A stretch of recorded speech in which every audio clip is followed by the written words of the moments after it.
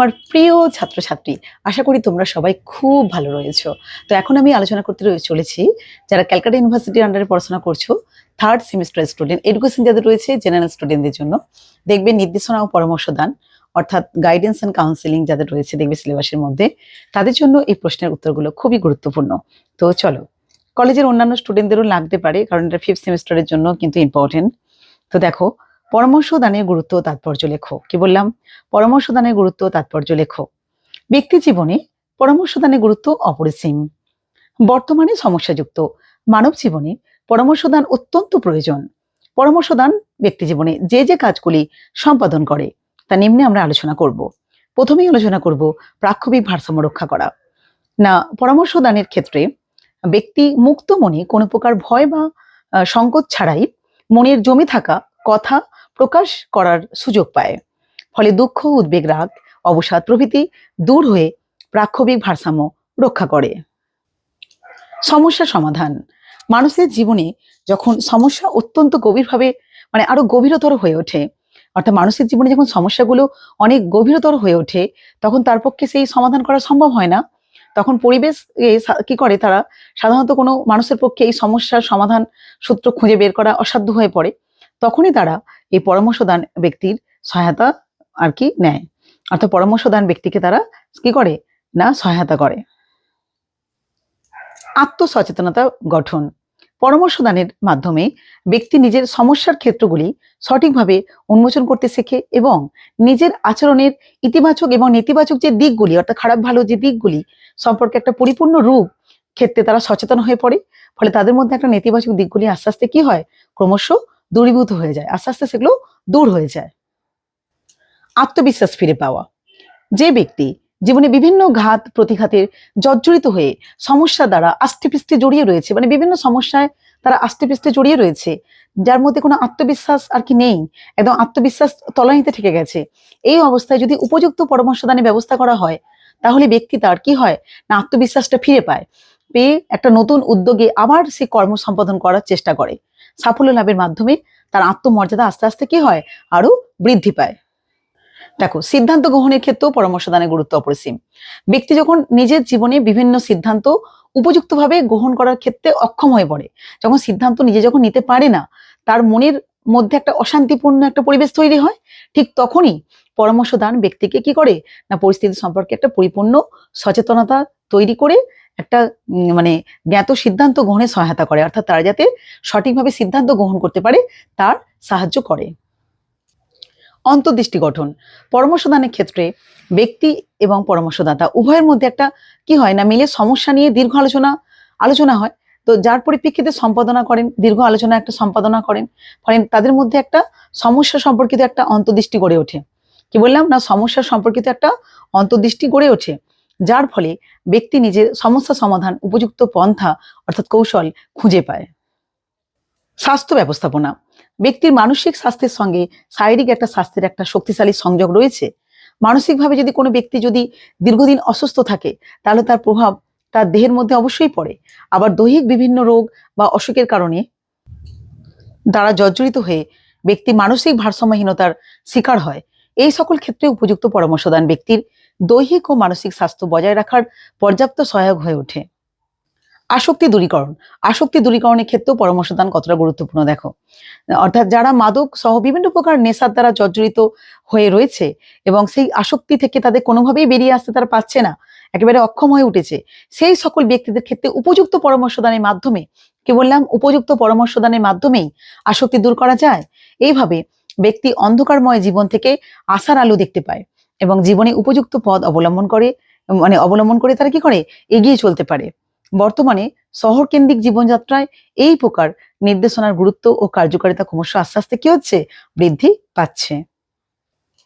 উপরিউক্ত আলোচনার পরিপ্রেক্ষিতে আমরা এই কথা বলতে পারি যে পরামর্শদানের ক্ষেত্রে পরামর্শদানের একটি গুরুত্বপূর্ণ কাজ হলো মানুষকে সুস্থ মনে শান্তিপূর্ণভাবে তাদের জীবনযাপনে সহায়তা করা, অর্থাৎ সমগ্র মানব সমাজকে সঠিক পথে পরিচালিত করে তাদের লক্ষ্যে পূরণের ক্ষেত্রে ভূমিকা ও সহায়তা করা।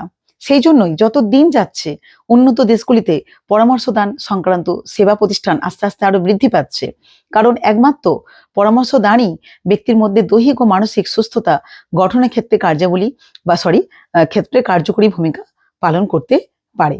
অর্থাৎ অনেক ব্যক্তি তার বিভিন্ন সমস্যা, সেই সমস্যাগুলো থেকে নিজেকে মুক্ত হওয়ার জন্য পরামর্শদানের গুরুত্ব কিন্তু অপরিসীম।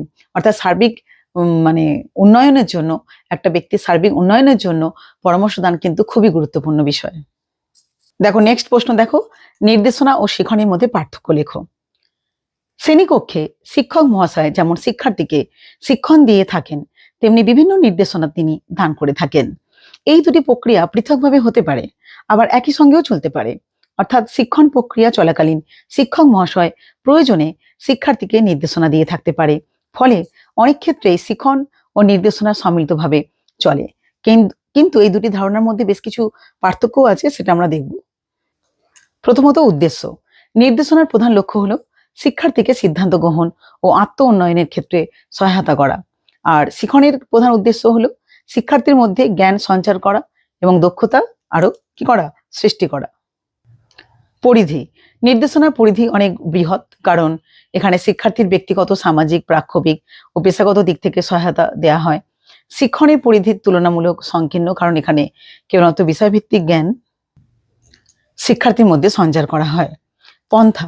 নির্দেশনা মূলত অপ্রত্যক্ষভাবে দেয়া হয় এবং এটি মূলত শিক্ষার্থী কেন্দ্রিক হয়ে থাকে। শিক্ষণ মূলত প্রত্যক্ষভাবে দেয়া হয়।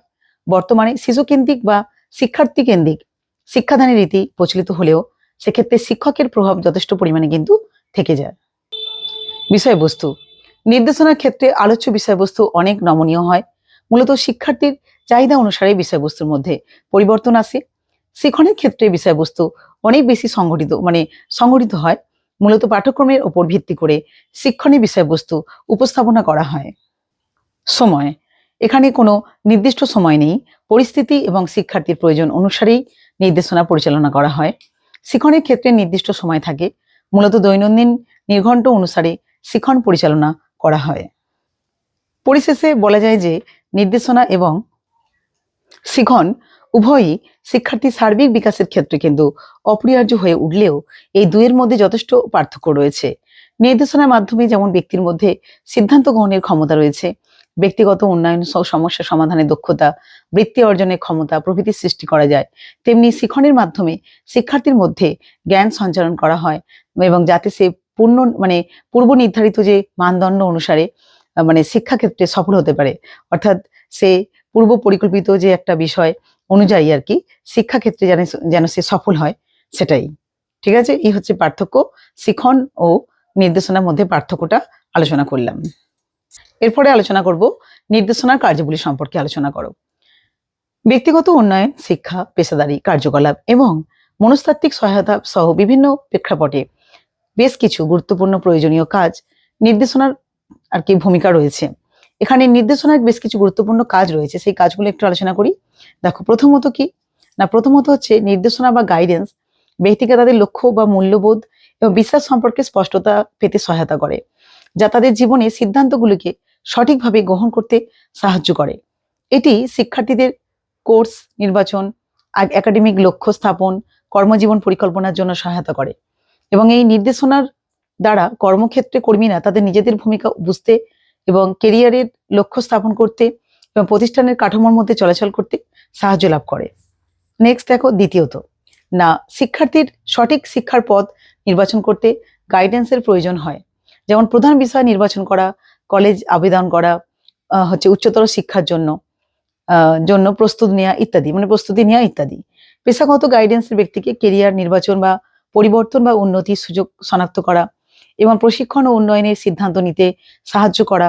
ব্যক্তিগত নির্দেশনা সিদ্ধান্ত, স্বাস্থ্য এবং অন্যান্য গুরুত্বপূর্ণ জীবনের যে ঘটনায় সহায়তা করতে পারে।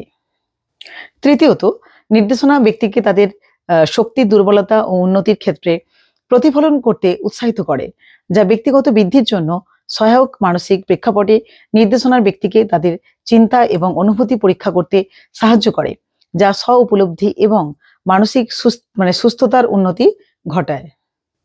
চতুর্থত, গাইডেন্স প্রায়ই আশ্বাস, অনুভূতি এবং উৎসাহ প্রদান করে, যা ব্যক্তিকে তাদের প্রচেষ্টার একটা সমর্থিত বোধ তৈরি করতে সহায়তা করে। এটি ব্যক্তিকে বাস্তবসম্মত লক্ষ্য স্থাপন এবং সেগুলি অর্জনের কৌশল প্রদান করে একটা প্রেরণা মানে আর কি বাড়াতে সাহায্য করে। পঞ্চমত, এটি পেশাদারদের নতুন দক্ষতা অর্জন করা, বিদ্যা হচ্ছে বিদ্যমান, এটি পেশাদারদের নতুন দক্ষতা অর্জন করা, বিদ্যমান দক্ষতাগুলি উন্নত করা আরো বেশি করে তাদের ক্ষেত্রে প্রতিযোগিতামূলক থাকার জন্য সহায়ক হতে পারে। বিশেষত কৌশলগত প্রক্রিয়া উন্নয়ন করা, স্বাধীনতা এবং ক্ষমতায়ন বৃদ্ধি করার ক্ষেত্রে। তো পরিশেষে আমরা এটা বলতে পারি, নির্দেশনায় মাধ্যমে ব্যক্তির ও শিক্ষার্থীদের জীবনের সমস্যাগুলি সমাধানের মাধ্যমে তাকে সমাজ উপযোগী করে তোলা সম্ভব হয়ে ওঠে। ফলে ব্যক্তি পারিপার্শ্বিক পরিবর্তনশীল পরিস্থিতির সঙ্গে নিজেকে মানিয়ে নিতে পারে এবং স্বচ্ছন্দে জীবনযাপন করতে পারে। এই হচ্ছে নির্দেশনার কার্যাবলীগুলো আলোচনা করলাম। তো 3টে প্রশ্ন উত্তর নিয়ে আলোচনা করে দিলাম। একটা হচ্ছে পরামর্শদানের যে গুরুত্ব, ভূমিকা, আর একটা নির্দেশনা ও শিখনের মধ্যে পার্থক্য, আর একটা হচ্ছে নির্দেশনার কার্যাবলীগুলো বা কাজগুলো আলোচনা করো। ঠিক আছে? তো ভালো লাগলে অবশ্যই তোমরা লাইক, কমেন্ট, শেয়ার তোমরা করো প্লিজ। সকলে খুব ভালো থেকো। টাটা।